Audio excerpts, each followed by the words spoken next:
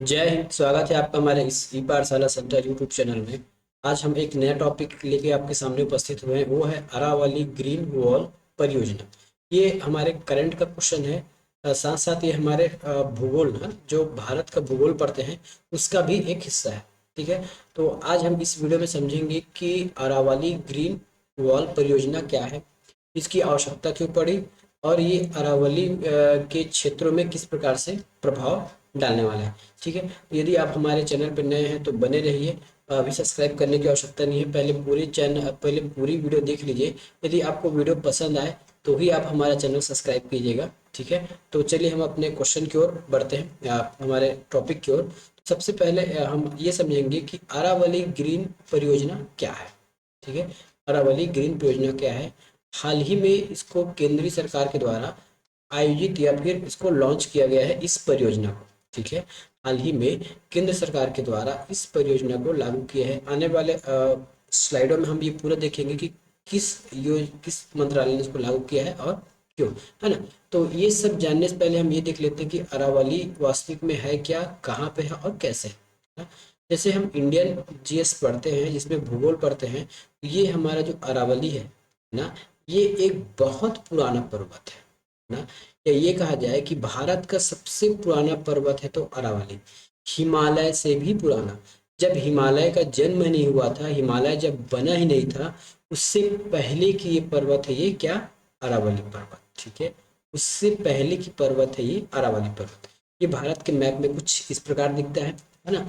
और प्राकृतिक रूप से कुछ इस प्रकार से दिखता है। हमारे हमारे जो ये हमारे पहला मैप हो गया, ये सेकंड इमेज हो गया, और ये तीसरा मैप है।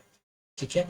तो ये देखिए, भारत में अरावली पर्वत जो है मेनली प्रायद्वीपीय भारत में गिनती होती है ना। और अरावली पर्वत की स्थिति को हम मेनली हम प्रायद्वीपीय भारत में गिनते हैं। और इसकी स्थिति होती है मेनली ये राजस्थान में अधिक है। ठीक है। मेनली ये राजस्थान में अधिक है। फिर भी ये हमारे पालनपुर से लेकर, ठीक है, अरावली जो है पालनपुर से लेकर, जो गुजरात है ना, पालनपुर गुजरात से, ठीक है, राजस्थान होकर दिल्ली तक लगभग 800 किलोमीटर लंबा है ये। ठीक है। ये जो अरावली पर्वत है, इस गुजरात से लेके इस राजस्थान हरियाणा तक ये 800 किलोमीटर का लंबा में है। ठीक है। इसकी लंबाई कितनी है, तो इसकी लंबाई है 800 किलोमीटर। ठीक है। 800 किलोमीटर, ये बहुत पुराना पर्वत है। है, ये बहुत पुराना पर्वत है। अब हम इसकी अवस्थिति देख लेते हैं। ये तो हमने मैप में देख लिया कि ये भारत में कहाँ पाया जाता है, तो मेनली ये राजस्थान में पाया जाता है। दूसरी बात, अब इस मैप में देखिए, ये आपको ये हरियाणा, दिल्ली, राजस्थान, गुजरात, है ना, मेनली ये यहाँ के पर्वत है हमारे। ठीक है। मेनली जो है ये यहाँ के पर्वत है, यहाँ के ये पर्वत है। अब आगे देखते हैं हम अरावली के बारे में। अरावली पर्वत ये है जो हमने अभी इमेज में आपको दिखाया था। अब इसके बारे में कुछ जानते हैं। ये हमारा बहुत पुराना पर्वत है। क्या पुराना पर्वत है, बहुत ज़्यादा पुराना पर्वत है ये है हमारा पुराना पर्वत। अरावली जो है हमारा बहुत पुराना पर्वत है। लगभग ये कैम्बियन के रूप में है ना, पूरा कैम्बियन, पूरा कैम्ब्रियन के युग का है ये, पूरा कैम्बियन के युग का है। जिस समय हिमालय का जन्म भी नहीं हुआ था, उससे पुराना पर्वत है। ठीक है। ये उससे भी पुराना पर्वत है। और इसमें एक जगह है, इसकी सबसे बड़ी चोटी है गुरु शिखर। ठीक है। इसकी सबसे ऊंची चोटी है गुरु शिखर, गुरु शिखर। ठीक है। जिसकी ऊंचाई है 1722 मीटर। ठीक है। जिसकी ऊंचाई है 1722 मीटर। ये इसकी मेनली गुरु शिखर इसकी इसमें ऊपर इसमें है। यहीं पे हमारे माउंट आबू की पहाड़ी है, माउंट आबू। गुरु शिखर ही माउंट आबू पर है, माउंट आबू, माउंट आबू। अभी ये बात एक दो लोगों के ऊपर से निकल गई होगी। ठीक है।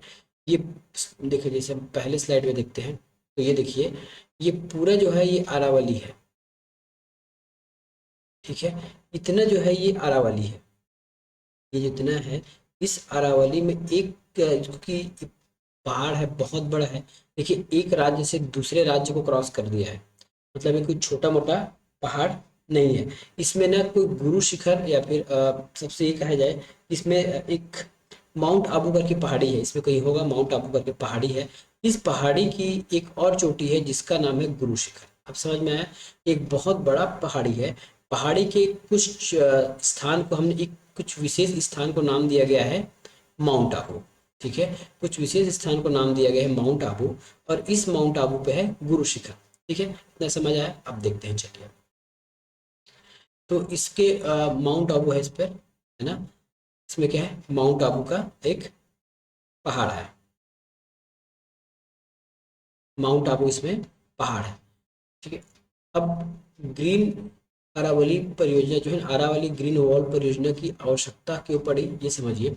सबसे पहले हमने ये कहा कि अरावली पर्वत बहुत पुराना पर्वत है ना, और ये अभी जो वास्तविक रूप है, ठीक है, अभी जो अरावली है वर्तमान में, जो भारत में अरावली है, ये बहुत जीर्ण शीर्ण हो चुका है, मतलब इसका अपरदन हो चुका है, अपरदन हो चुका है। ये अभी जितना बड़ा है ना, उससे कहीं ज्यादा बड़ा पहले था ना। किसी किसी बुक में तो ये लिखा है कि ये जो वर्तमान में हिमालय से लेकर ये लक्षद्वीप तक था, लेकिन हवाओं ने इसको तोड़ मड़ोड़ करके, मौसम की वजह से तोड़ मोड़ करके इस पर्वत को पूरी तरह से बर्बाद कर दिया गया। अपरदन का मतलब समझते हैं? अपरदन का मतलब होता है घिसना आपस में।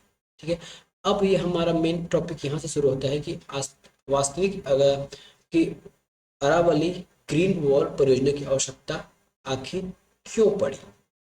ठीक है, आखिर क्यों पड़ी?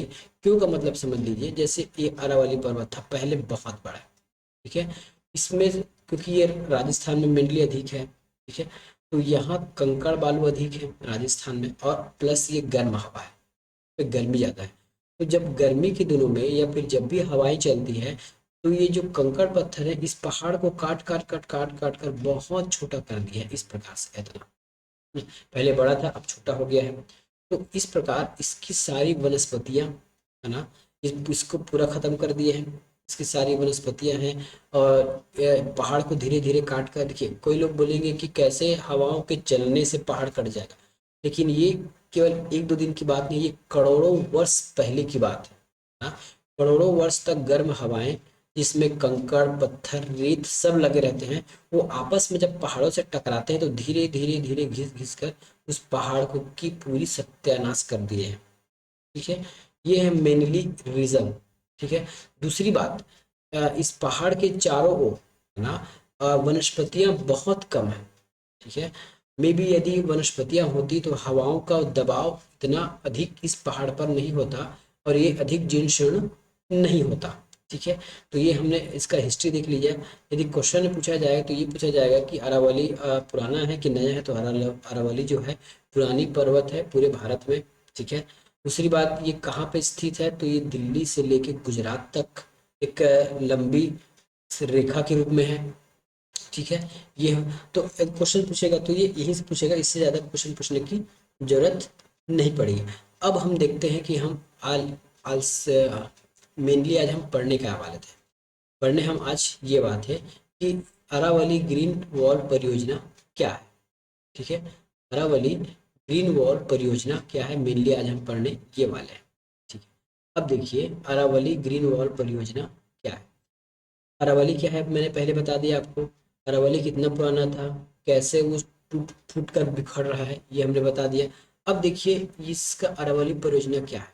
ठीक है, यह 4 राज्यों में अरावली पर्वत श्रृंखला के आसपास, याद रखिएगा, अरावली पर्वत, है ना, जो 4 राज्यों में फैला है, हरियाणा, दिल्ली, राजस्थान और गुजरात। ठीक है, हरियाणा, दिल्ली, राजस्थान और गुजरात। तो यह 4 राज्यों में अरावली पर्वत श्रृंखला के आसपास के 5 किलोमीटर, याद रखिएगा इसको, 5 किलोमीटर मध्यवर्ती क्षेत्र को हरित करने का एक प्रमुख पहल है। मेनली क्या कहा गया है, ये जो अरावली पर्वत है, ठीक है, ये जो अरावली पर्वत है, इसके 5 किलोमीटर के दायरे में, जैसे मैं इसको अगर 5 किलोमीटर का अगर दायरा बना लूँ, ठीक है, यदि मैं इसको 5 किलोमीटर का दायरा बना लूँ इस प्रकार से, तो इसके चारों ओर, ठीक है, इसके चारों ओर इस पर्वत के 5 किलोमीटर के रेडियस या फिर 5 किलोमीटर के एक गलियारे के रूप में इसके चारों ओर, ठीक है, इसको हरित करने का एक पहल है। हरित करने का मतलब जैसे ये हमने पहाड़ बना दिया, ठीक है, ये पहाड़ है, ये एक दो राज्यों तक फैला है, तो यहाँ से 5 किलोमीटर, यहाँ से 5 किलोमीटर, यहाँ से 5 किलोमीटर, इस प्रकार एक ऐसा गलियारा बनाएगा, एक ऐसे प्रकार इस एरिया को, इस प्रकार इतने एरिया में हमको क्या है, पूरे ग्रीनरी करना है, मतलब यहाँ पे हमको पेड़ पौधे उगाने हैं, ठीक है।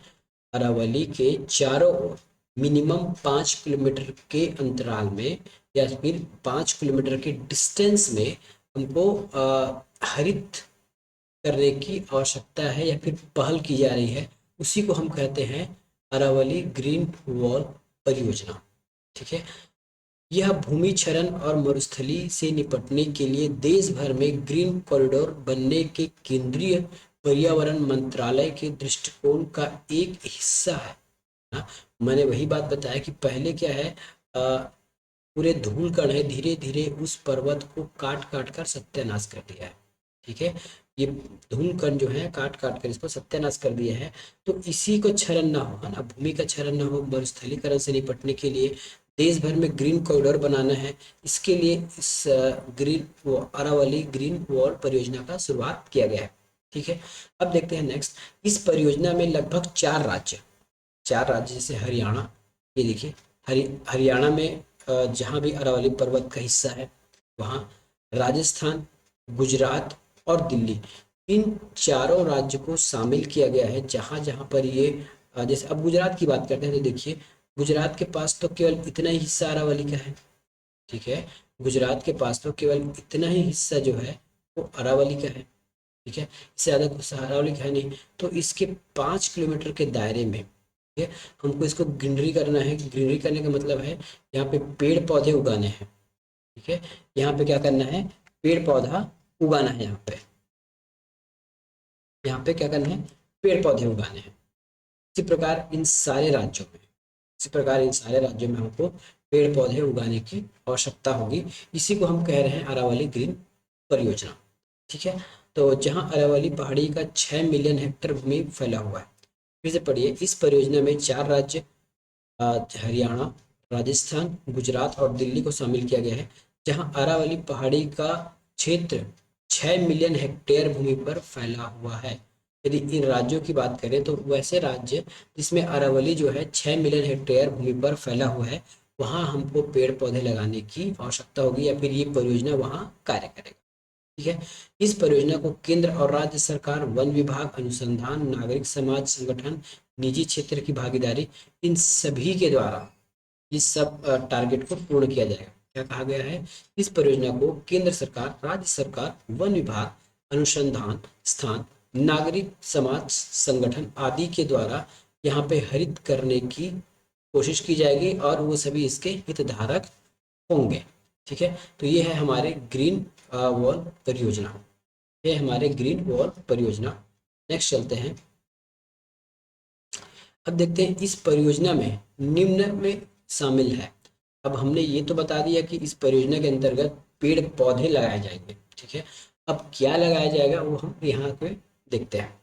इस परियोजना में निम्न शामिल है, तो झाड़ीदार, ना, झाड़ीदार भूमि, बंजर भूमि, ठीक है। इस परियोजना में क्या क्या शामिल होगा, अरावली पर्वत के चारों ओर का जो झाड़ीदार भूमि है, ठीक है, बंजर भूमि है और नमीकृत वन है।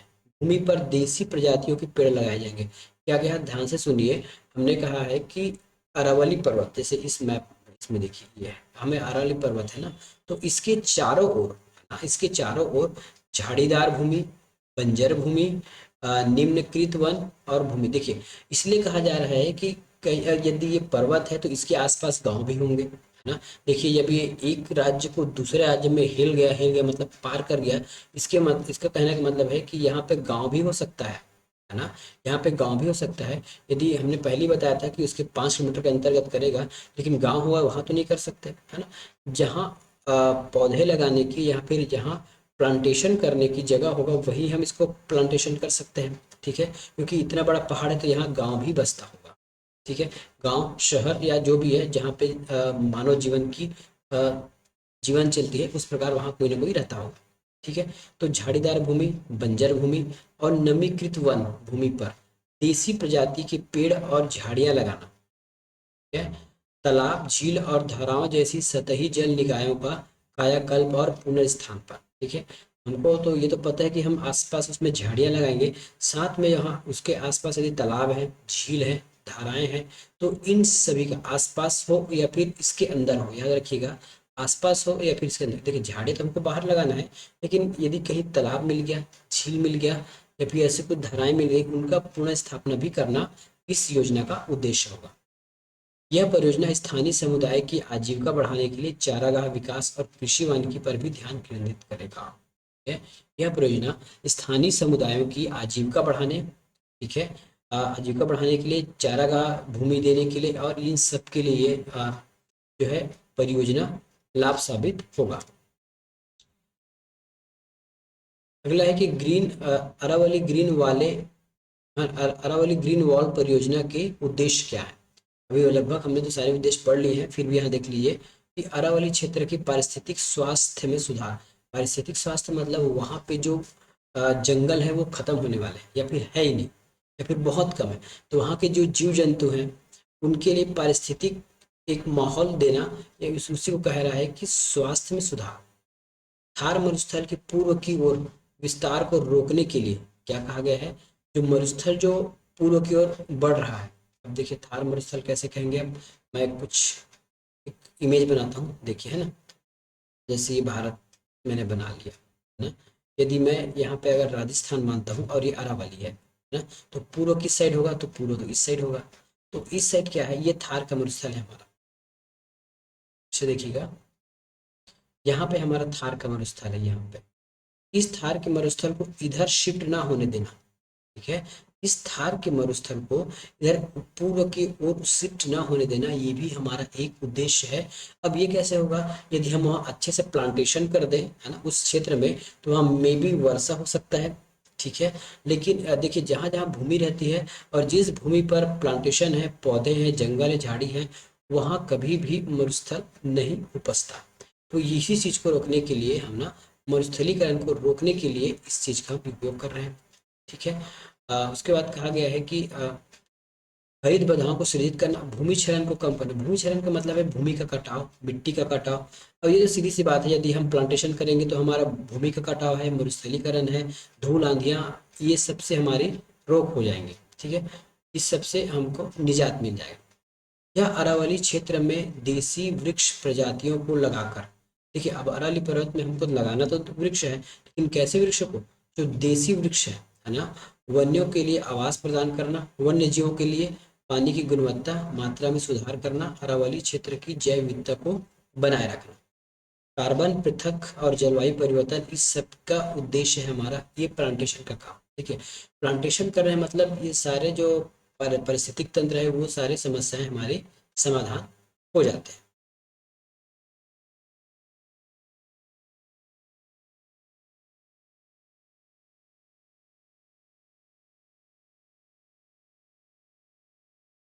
ठीक है, अब उसके बाद देखते हैं वानिकीकरण, कृषि वानिकीकरण, मतलब यदि प्लांटेशन करेंगे तो वानिकीकरण है, कृषि वानिकीकरण है, जल संरक्षण है, स्थानीय समुदायों को शामिल करना, उसको बढ़ावा देना, उसकी आजीविकाओं को देना, ये सब उद्देश्य हमारे ग्रीन वॉल प्रोजेक्ट का। ठीक है, ग्रीन वॉल प्रोजेक्ट का। और इसमें मेनली ये देखिए हमारा, इसमें मेनली हमारा फायदा क्या है, अंतर्राष्ट्रीय सम्मेलन, ये देखिए ये वाला है ना, अंतर्राष्ट्रीय सम्मेलन के तहत भारत की प्रतिबद्धताओं को योगदान करें। मतलब अभी कुछ समय पहले एक मीटिंग हुआ था ग्रीन हाउस वाला, उससे संबंधित ये कहा गया था कि आपको भारत को जो है ना ग्रीनरी की ओर बढ़ना है, हरित की ओर बढ़ना है, और धुआं या प्रदूषण कम करना है। तो ये भी हमारा एक पहला स्टेप हो सकता है, यदि हम अधिक प्लांटेशन करें तो हम पर्वत पहाड़ को क्षरण से बचा सकते हैं। साथ में है ना, हम अंतर्राष्ट्रीय सम्मेलनों के तहत भारत की जो प्रतिबद्धता है कि हम ग्रीन की ओर बढ़ेंगे, कार्बन स्टॉक कम करेंगे, या फिर कम धुआं फैलाएंगे, जो भी है वो सबसे हमको निजात मिल जाए। ठीक है, और कहा गया कि पर्यावरण संरक्षण और हरित विकास के विश्व का अग्रणी देश हमको बनना है, भारत की छवि वहाँ पे बढ़ाना है। तो ये सब योजनाएं हैं इसमें। यदि ये हमारे करंट का क्वेश्चन है, यदि क्वेश्चन पूछता है तो इतना ही पूछेगा कि इस योजना का क्या लाभ है, कैसे स्टार्ट हुआ और कहाँ से स्टार्ट हुआ। है ना। इसका जो मंत्री था हमारे, वो जो पर्यावरण वाला मंत्री है, मंत्री का नाम फिलहाल मैं नहीं नोट कर पाया हूँ, है ना। यदि आपको किसी के पास है तो आप मेरे को व्हाट्सअप करके या फिर नीचे कमेंट करके बता दीजिएगा, ठीक है। तो आज की क्लास में इतना ही, बस मिलेंगे नेक्स्ट वीडियो में, तब तक के लिए धन्यवाद।